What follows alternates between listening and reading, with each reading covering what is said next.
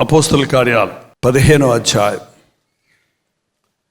22వ వచనం దగ్గర నుంచి చదువుతున్నాను, వినండి. అప్పుడు సహోదరులలో ముఖ్యులైన బర్సబా అను మారు పేరు గల యోదాను శీలను తమతో ఏర్పరచుకొని పౌలుతోనూ బర్నబాతోనూ అంతియోకాకు పంపుట యుక్తమని అపోస్తలులకును పెద్దలకును సంఘమంతటికి తోచెను.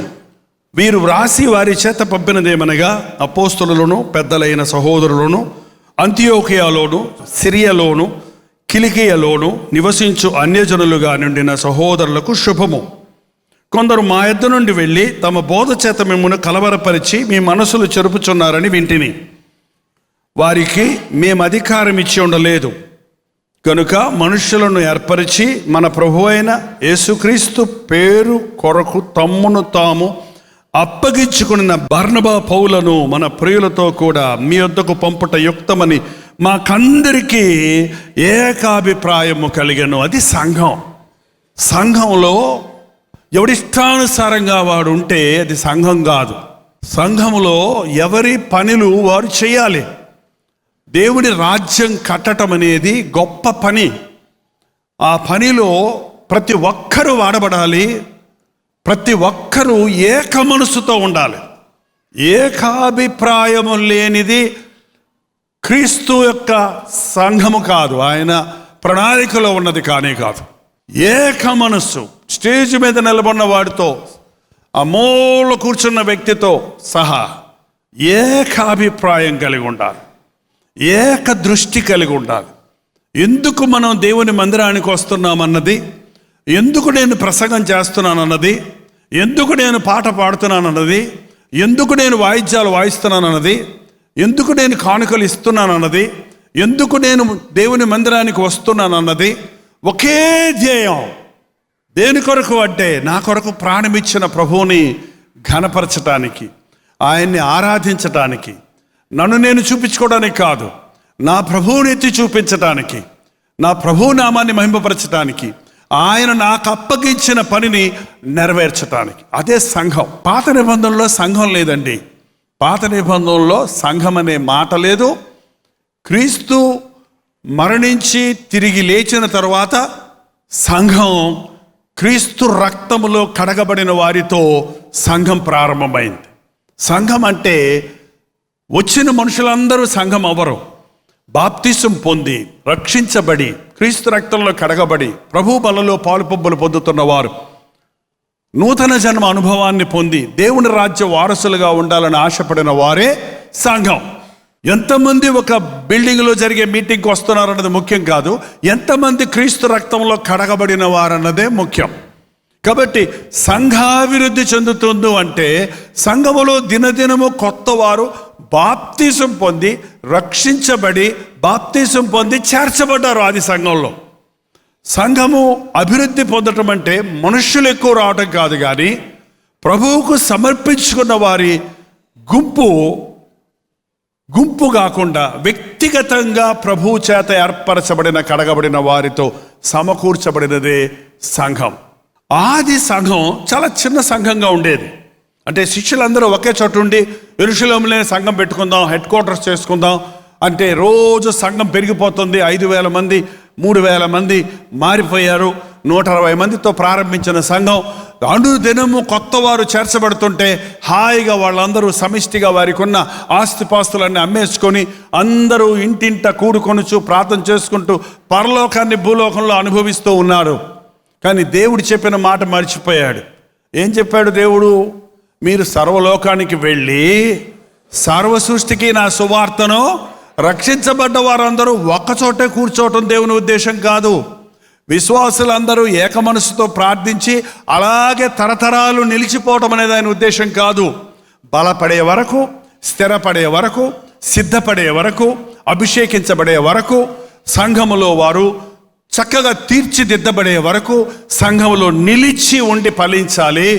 ఎప్పుడైతే దేవుని పిలుపు, దేవుని ప్రణాళిక ఎరిగి ఉన్నారో దాని ప్రకారంగా సంఘములో నుండి బయటికి దేవుని సువార్తను ప్రకటించడానికి, మరనేకుల్ని ఇతర అరణ్యాల్లో తప్పిపోయిన గొర్రెల వలె ఉన్న జనులను, నశించిపోతున్న వారిని రక్షించడానికి సంఘములో నుండి మిషనరీలు, సంఘములో నుండి సువార్థికులు, సంఘములో నుండి సేవకులు, సంఘములో నుండి బోధకులు బయటికి వెళ్ళాలి.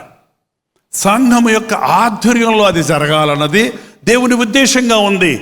దేవుని ప్రణాళికలో ఆ రోజు ఆ శిష్యులందరూ చెదిరిపోయారు, శ్రమలు వచ్చాయి, చెదిరిపోయారు, వివిధ ప్రాంతాలకు వెళ్ళిపోయారు.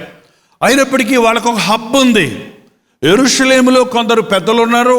వారు ఎక్కడ చెదిరిపోయినా, ఎక్కడెక్కడ పరిచర్య చేస్తున్నా వారందరూ యెరూషలేములో ప్రారంభించబడిన సంఘానికి కనెక్ట్ అయి ఉన్నారు. అక్కడికి వచ్చి సమాచారాలు చెప్తున్నారు, అక్కడ నుండి ప్రార్థనా సహాయం తీసుకొని వెళుతున్నారు, వారితో ఏక మనసు కలిగి జీవిస్తూ ఉన్నారు. ఆ శిష్యులందరూ చెదిరిపోయిన తర్వాత వారు వారి ప్రాంతాల్లో ఉన్నప్పుడు ఈలోగా సౌలు రక్షించబడ్డాడు. ఎవరా సౌలు? పౌలుగా మారిన సౌలు రక్షించబడిన తర్వాత ఆయన ఇండిపెండెంట్గా సేవ చేయలేదు. ఆయన వచ్చి శిష్యుల్ని కలిచాడు. ఆయనకంటే ముందున్నటువంటి ప్రభువుతో నేరుగా సహవాసం చేసినటువంటి ఆనాటి శిష్యులు తనకంటే అనేక విషయాల్లో వాళ్ళు తక్కువ వాళ్ళే. వాళ్ళకి ఈ పౌలుకి లాగా ధర్మశాస్త్రం అంతా తెలియదు, వారు పరిచయులు కాదు, వారు గమానీయులు పాదాల దగ్గర చదివిన విద్యావంతులు కాదు, వాళ్ళు విద్యలేని పామరులు, పేతురు యోహాను లాంటి వాళ్ళు సామాన్యమైన శిష్యులే. కానీ పేతురుకి ఎన్నో హోదాలు ఉన్నాయి, ఎంతో ప్రవీణత ఉంది. నేరుగా ప్రభు దర్శనాన్ని చూశాడు, ప్రభువును పిలుపుని విన్నాడు, ప్రభు చిత్తాన్ని ఎరిగాడు. అయినప్పటికీ నాకు సహవాసం కావాలి, అయినప్పటికీ నాకు నా తోటి సేవకులతో ఏకత్వం కావాలి, వారి యొక్క ప్రోత్సాహం కావాలి, వారు నా కొరకు ప్రార్థన చేయాలి అన్న ఆశ కలిగి సంఘంలోనికి వచ్చాడు. అప్పుడు సంఘం వారిని ప్రార్థించి పంపించిందట. ఎవరికి ప్రార్థించింది? 25 చూద్దాం. గనుక మనుష్యులను ఏర్పరచి, దేవుడు ఏర్పరచుకున్నాడండి. నిన్ను ముందుగానే ఏర్పరచుకున్నాడు. మీరు ఒక సూపర్ మార్కెట్కి వెళ్తే మీరు కొన్ని వెసల్స్, కొన్ని పాత్రలు కొనాలనుకుంటే మీరు కొనుక్కునేటప్పుడు ఏమన్నా ఆలోచించి కొంటారా, లేకపోతే ఉన్నాయన్నీ అలాగా పొట్లు వేసుకొని తెచ్చుకుంటారా?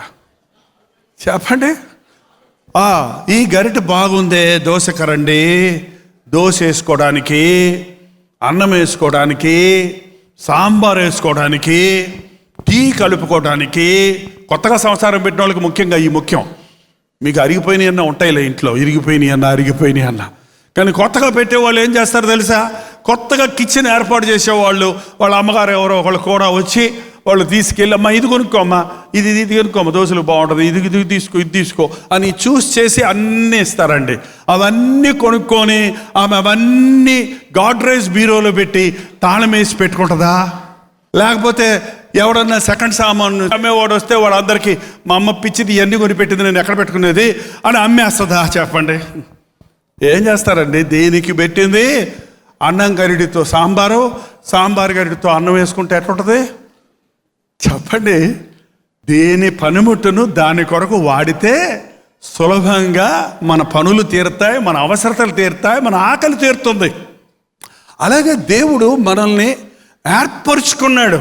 కోట్ల మంది జనం ఉన్నారండి ప్రపంచంలో. నిన్నే కోరుకున్నాడు దేవుడు, నిన్నే కోరుకున్నాడు. నిన్ను ఈ సంఘంలో కోరుకున్నాడు, ఈ స్థలానికి చేర్చాడు నిన్ను. మెడ్రాసులో చాలా చర్చలు ఉన్నాయి, చాలా సహవాసాలు ఉన్నాయి. ఏది మంచిది ఏది చెడ్డదని తీర్పులు తీర్చేవాళ్ళం మనం కాదు. ఏది ముఖ్యమనేది కాదు, ఎక్కడ బాగుంటుంది ఎక్కడ బాగుంటుంది అనేది ముఖ్యం కాదు. దేవుడు ఎందుకో నిన్ను ఇక్కడ పెట్టాడు. ఎందుకో అనేది ఏదో ఒక పని ఆయనకుంది. ఏర్పరచుకున్నాడు. నీ తల్లి గర్భములో ఉన్నప్పుడే నేను ఏర్పరచుకున్నానని దేవుడు నాకు చెప్పినప్పుడు నాకు అర్థం కాలేదండి.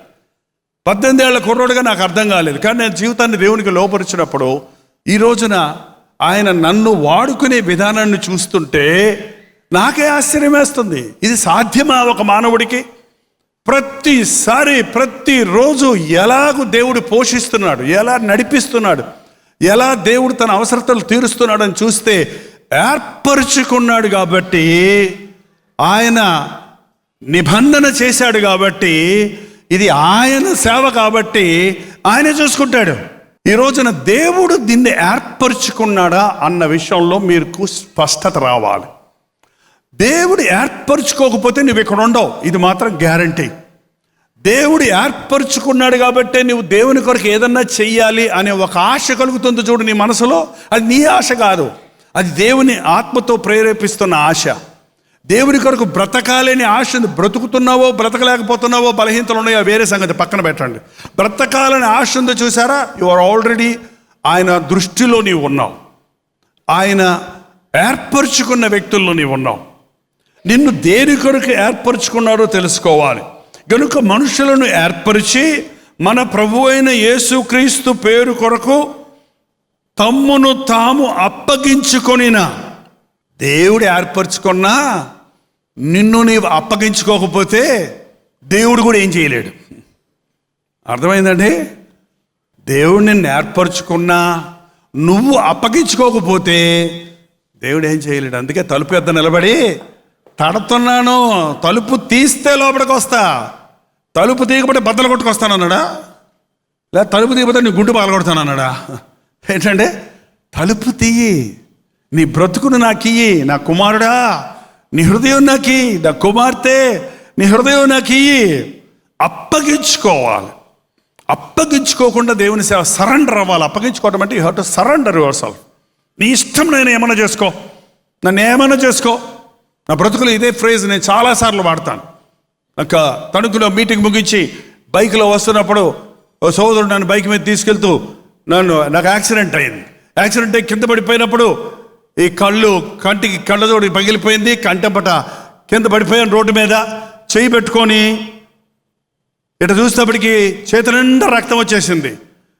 చేయి అటు పెట్టుకొని అన్నాను, ప్రభా ఒంటికన్ను పాస్టర్గా చేస్తావా? చేసుకో. నాకు తెలియకుండా రోడ్డు మీద అరిశాను, నీ ఇష్టం ఏమైనా చేసుకో, నా ముఖం చిత్తగొట్టైనా నీ సేవలో వాడుకో, నా ఒక కన్ను తీసేసైనా నీ సేవలో వాడుకో అని చెప్పి ఒక అరుపు అరిసిన తర్వాత మళ్ళీ కన్ను మూసుకొని కన్ను చూస్తే మసక కనపడుతుంది. ప్రభా కనపడుతుంది నాయన, ఇప్పుడు దాకా కనపడుతుందండి, ఇంకా కనపడుతూనే ఉన్నాయి. చెబితే కానీ యాక్సిడెంట్ అయిందని ఎవడో తెలియదు. మొత్తం బోన్ ఇరిగిపోయింది. నడువులో నుంచి బోన్ తీసి గ్రాఫ్ట్ చేశారు. కానీ సైట్ మారకుండా ఆయన కొరకు పనిచేస్తున్నప్పుడు కళ్ళను ఎంత వాడుతున్నా దేవుడు సాయం చేస్తున్నాడు. నీ ఇష్టం, ఏమైనా నీ ఇష్టం. నీలగిరి కొండల్లో పెడతావా? నీ ఇష్టం. ఎరవాళ్ళ మధ్య తింటాను, ఇక్కడే ఉంటాను, నడవమంటే నడుస్తాను. కాపురంలో పెడతావా? ఈ పల్లెటూరులో పెడతావా? నీ ఇష్టం. నువ్వు ఎక్కడికి వెళ్ళమంటే అక్కడికి వెళ్తా, నువ్వేం చేయమంటే అది చేస్తా. 48 years నుంచండి. ఇవాళ ఒక్క రోజులో కాదు ఈ సేవ ఈ స్థాయికి చేరడానికి కారణం. దేవుడు ఏర్పరచుకున్నాడు. ఇవన్నీ ప్లస్ పాయింట్స్. మనం అనుకుంటాం అదంతా వేస్ట్ అయిపోయింది, ఆ నీలగిరిలో చేసింది వేస్ట్. కాదు. ఆ రోజు చేసిందే ఈ రోజు అనుభవిస్తున్నాం. ఆ రోజు నేర్చుకున్న పాఠాలు ఈ రోజు పరిచర్యలో ముందుకు సాగడానికి సవాలుకరంగా ఉన్నాయి. దేవుడు ఏర్పరచుకున్న వారిని కోరుకుంటున్నారు. నువ్వు అప్పగించుకోవాలి, యేసు ప్రభువుకి అప్పగించుకోవాలి. మేము పాస్టర్ గారిని నమ్ముకున్నామండి మోసపోయామండి, సంఘం నమ్ముకున్నామండి మోసపోయామని అక్కడక్కడ చెప్తుంటారు. దయచేసి సేవకుల్ని నమ్మకండి, పాస్టర్లను నమ్మొద్దు. పాస్టర్లకు పరిచర్య చేస్తే లాభాలు వస్తాయని చెయ్యొద్దు. దయచేసి ప్రభువు నిమిత్తం సేవకులకు సేవ చేయండి కావాలంటే, అది వేరే సంగతి. ప్రభువు నిమిత్తమే. నేను ఒక ఇంజనీర్ కొడుకుగా పుట్టి ఇంట్లో దర్జాగా బతికి దేవుని మందిరంలోకి వెళ్ళినప్పుడు కూలోళ్ళలాగా పనిచేయడానికి చాలా అహం అడ్డొచ్చింది నాకు, స్వార్థం అడ్డొచ్చింది నాకు. యవ్వన కాలంలో టీనేజ్లో అలాంటి పనులు చేయడానికి నాకు ఇష్టం లేదు. టాయిలెట్ కడగమంటే ఎట్ట కడుగుతారు చెప్పండి? ఎవడో గడిగేవాడు మా ఇళ్ళకి వచ్చి పాకి వాళ్ళు వచ్చి కడుగుతారు అనేవాళ్ళు. ఏంటంటే నేను ఎందుకు టాయిలెట్లు కలగాలి? ఇదే బైబిల్ ట్రైనింగ్ అంటే? ఇదేం బైబిల్ ట్రైనింగు అని ఓ రోజు మనసులో నుంచి తుస్సులు లేస్తుంటాయి తలంపులు. అందరికీ లేస్తాయి, మీలంటుండే నేను కూడా. ఏ మనిషికైనా అంతే. ఇది చెయ్యి అంటే ఎందుకు చేయాలి? నేను పైకి అడవో భయపడో పరిస్థితిని బట్టో లోపల ఎందుకు చేయాలి? నన్ను ఇట్లా వాడుకుంటున్నారు వీళ్ళు, నన్ను చొలకడైపోయాను నేను వీళ్ళకి అని అన్నీ వస్తాయి. అప్పుడు అది అణుచుకొని ఆ స్వార్థాన్ని సిలువేసుకుంటుంటే, స్టెప్ బై స్టెప్ చెయ్యని దానికి తిడుతుంటే, లేనిపోని నిందలేస్తుంటే, నోరు మూసుకుంటే యేసు ప్రభు సారూప్యంలోనికి మలచబడతాం. అప్పగించుకోవాలి. ఏదైనా సరే నా ఇష్టం వచ్చిన చోటకే సేవకి వెళ్తానంటారు కొంతమంది. కానీ ఈ సంఘ పెద్దలు, వాళ్ళ పేర్లు రాయలేదండి ఇక్కడ. వాళ్ళు కొంతమంది పెద్దలు ఉన్నారు అక్కడ. వాళ్ళు అసలే వీళ్ళని అభిషేకించి పంపిన వాళ్ళ పేర్లే వేసుకోలేదు ఇక్కడ. వాళ్ళు ఎవరో కూడా తెలియలేదు ఇక్కడ. వాళ్ళు ఆనాటి మొదటి దినాలలో ఉన్న శిష్యులలో కొందరు ఆనాటి రక్షించబడిన వారి పెద్దలలో కొందరు కలిసి కొందరిని అభిషేకించారు.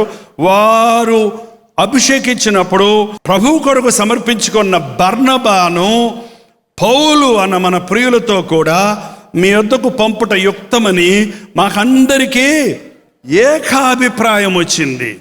అంతా సంఘమంతా కలిసి ప్రార్థించి పంపుదామా పౌల్ని, పంపుదామా బర్నబాని, పౌలు బర్నబాలను పంపుదామా, వీళ్ళిద్దరికి ఇద్దరు సహాయకులు కావాలి. ప్రభు ఇద్దరిద్దరిని పంపారండి. ఒక్కడొక్కడు సేవ చేయకూడదు, అపాయం. ఒక్కడొక్కడు ఏదో చేసేస్తాను అనొద్దు. ఇద్దరు ఉంటే ఒకడు పడితే ఒకడు లేస్తాడు, ఒకడు తిడితే ఒకడు పడాలి, ఒకడు తోస్తే ఒకడు లేపాలి. ఇద్దరుంటే ఈడు నా జోలికి వచ్చేస్తున్నాడు అంటారు. అందుకే కదండి భార్యాభర్తల గొడవ. బతుకున్న రోజులు పేకదన్నాడు, చచ్చాడరా బాబు శని వదిలిందంట. ఏంటి భర్త భార్యకి, భార్య భర్తకి అడ్డమా?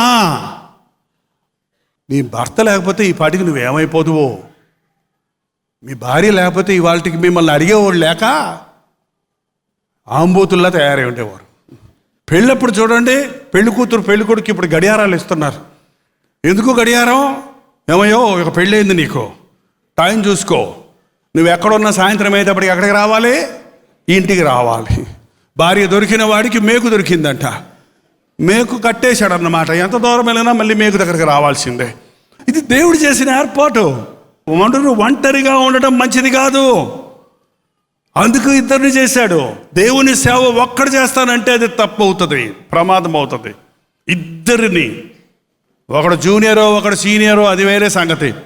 కానీ ఇక్కడ ఇద్దరు సీనియర్లాగా ఉన్నారు, బర్నబా పౌలు. వాళ్ళిద్దరికిద్దరిని తోడిచ్చారు. 10th క్లాస్ తప్పిన వాళ్ళనా? మా పెద్ద అబ్బాయి గురించి దిగులేదండి, వాడు మంచి ఉద్యోగం వచ్చేసింది. మరి రెండోడు బతికిపోతాడండి, మా మూడోడు అన్నాడండి, 3 సార్లు రాసి 10th ఫెయిల్ అయిపోయాడు, మీతో తీసుకెళ్ళి సేవలో వాడుకోండి అందంట ఒక తల్లి. అంటే సేవకి ఎందుకు పనికిరాని వాళ్ళని కూడా దేవుడు వాడుకుంటాడు, అది వేరే సంగతి, పక్కన పెట్టండి.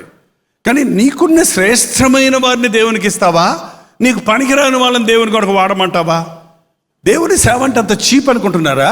ఇది ఒక డాక్టర్ పని కంటే, ఇది ఒక ఇంజనీర్ పని కంటే, ఇది ఒక ఆర్టిస్ట్ పని కంటే, ఇది ఒక ఆటగాడి పని కంటే, ఇది ఒక సైనికుడి పని కంటే శ్రేష్టమైంది దేవుని సేవ. దేవుని సేవ అంటే పోరాడుతాం సైనికుడు వలె సాతాను శక్తులతో. దేవుని సేవ అంటే కన్స్ట్రక్షన్, బిల్డప్ చేయటం. దేవుని సేవను కట్టుకుంటూ రావాలి. దేవుని చిత్తంలో దేవుని జతపని వారిగా మనం పనిచేయాలి. దేవుని సేవ అంటే రోగుల కొరకు, వ్యాధుల వస్తువుల కొరకు విశ్వాసంతో ప్రార్థించి మందులు మాకులు అక్కర్లేకుండానే వారిని స్వస్థపరిచే 24 గంటలు ఎమర్జెన్సీ డాక్టర్ అందుబాటులో ఉన్నట్టుగా అందుబాటులో ఉండాలి. మనం అనుకుంటున్నాం దేవుని సేవ అంటే ఏదో డబ్బులు సంపాదించుకోవడానికి, కోట్లు వేసుకోవడానికి, పోజులు కొడటానికి స్టేజ్ మీద నిలబడి అనే ఒక అజ్ఞానమైన ఒక అపోహ వచ్చేసిందండి వాళ్ళ క్రైస్తవత్వంలో. ఏమో అలాంటి సేవకులు తయారవుతున్న మూలానే, అలాంటి సేవ చేయటం మూలాన నిజమైన సేవకుడు ఎవరో గుర్తుపట్టలేకపోతున్నారు ఈ రోజున, గ్రహించలేకపోతున్నారు ఈ రోజున. దేవుని చేత ఏర్పరచబడినవాడు, దేవునికి అప్పగించుకున్నవాడు, దేవుని చేత సంఘము చేత పంపబడినవాడు. నేను ఎన్ని స్థలాలకు తిరిగినా ఆదివారం అయ్యేటప్పుడు దేవుని మందిరంలో ఉంటానికి కారణం ఈ విశ్వాసుల సంఘం యొక్క ప్రార్థన నాకు అవసరం, మీ యొక్క సపోర్ట్ నాకు అవసరం, మీ యొక్క ఏకాభిప్రాయంతో ప్రార్థించేటువంటి ప్రార్థనా శక్తిని ఈరోజు చాలామంది గుర్తించలేకపోతున్నారండి. గాలిపటం ఎంత పైకి వెళ్ళినా అది ఎవరిదన్నా వాడి చేతిలో ఉండాలా అక్కర్లేదా? ఆ దారం చేత్తో పట్టుకుంటే పరపరపరపర పోతుంటుంది. అది ఆ కొంత దూరం వెళ్ళాక అంటుందంట, నన్ను పట్టుకుంటాను, నన్ను ఇంకా పోనీ పైకి వెళ్ళిపోతాను నేను అని బట్టగా గింజుకుంటుందంట. గింజుకుంటే దారం తెగిపోతే ఏమైపోద్ది? పైకి వెళ్ళిపోద్దా?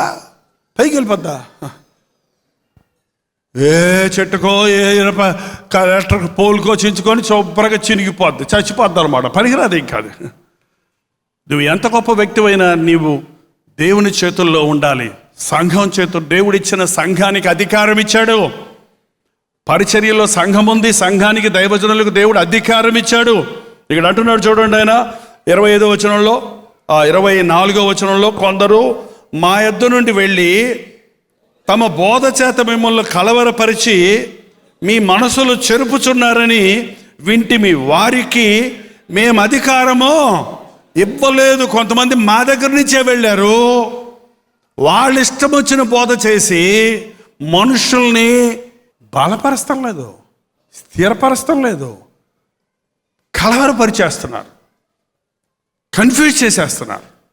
వాళ్ళకు మేము అధికారం ఇవ్వలేదు. They are not appointed God's servants.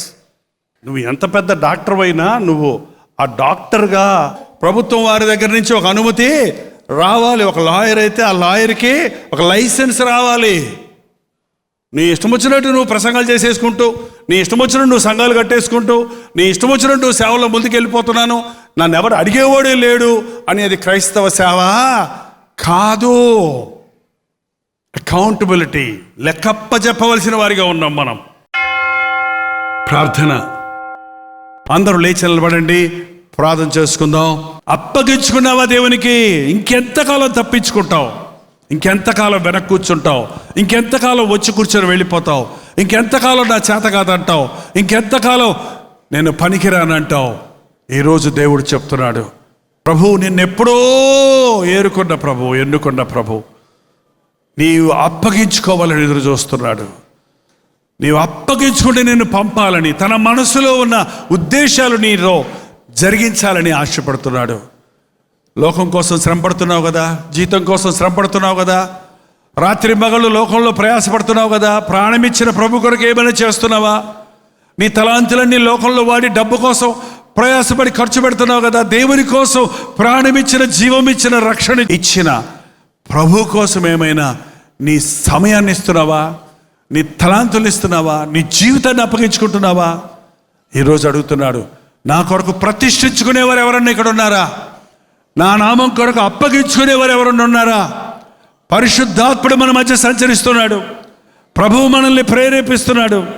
నువ్వు చాలా కాలం ఊరకనే కూర్చున్నావు, వెనకబడిన స్థితిలోనే ఉన్నావు, లేక నీ ఎదురు నువ్వేదో చేద్దాం అనుకుంటున్నావు.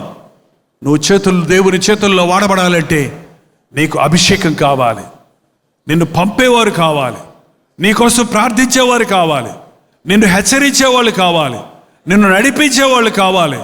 ప్రభా, నాకు ఈ సంఘం ఇచ్చావు నడిపించడానికి, నాకు నీ సేవకులు ఇచ్చావు మాదిరిగా, నాకు నీ ప్రేరేపణిస్తున్నావు, ఇదిగో దేవా నేను నీకు అప్పగించుకుంటున్నానని ఈ సమయంలో చెప్పగలిగిన వారు మీ కుడి చేతి చూపించండి. ప్రభు మీ హస్తాలు చూస్తున్నాడు. పరిశుద్ధుడా, ప్రేమగల తండ్రి, ఒక్కసారి మమ్మల్ని చూడు నాయన. ఈ సమయంలో ఈ సోషల్ మీడియా ద్వారా ఈ ప్రార్థనలో ఏకీభవిస్తున్న కల్వరి ప్రతిధ్వని ప్రేక్షకుల్ని చూడయ్యా. అనుదినము వాక్యం వింటున్న మన్నా మనకు వాక్యాన్ని ఆలకిస్తున్న వారిని చూడయ్యా. వీరందరినీ నువ్వు కోరుకున్నవారు, నువ్వు ఏర్పరచుకున్నవారు, నీ ప్రణాళికలో ఉన్నవారని నమ్ముతున్నామయ్యా.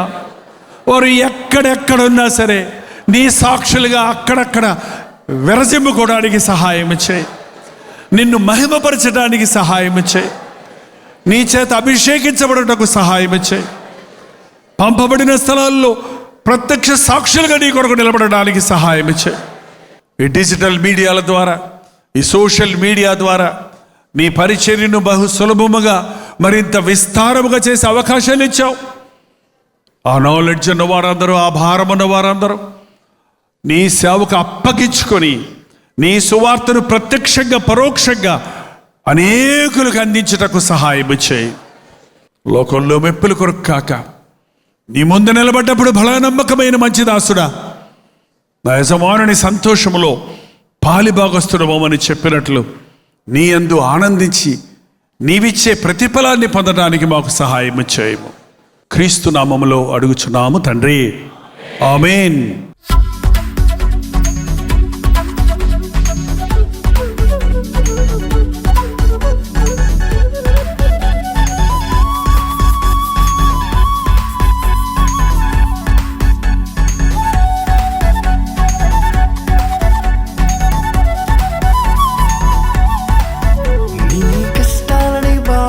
శ్రమలన్నీ తీర్చే అనాథుడు యేసే.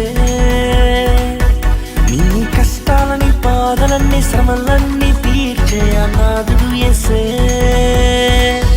ఆది నుండి ఉన్నవాడు ఆ దేవుడు, అద్భుతాలు చేసేవాడు నా యేసుడు.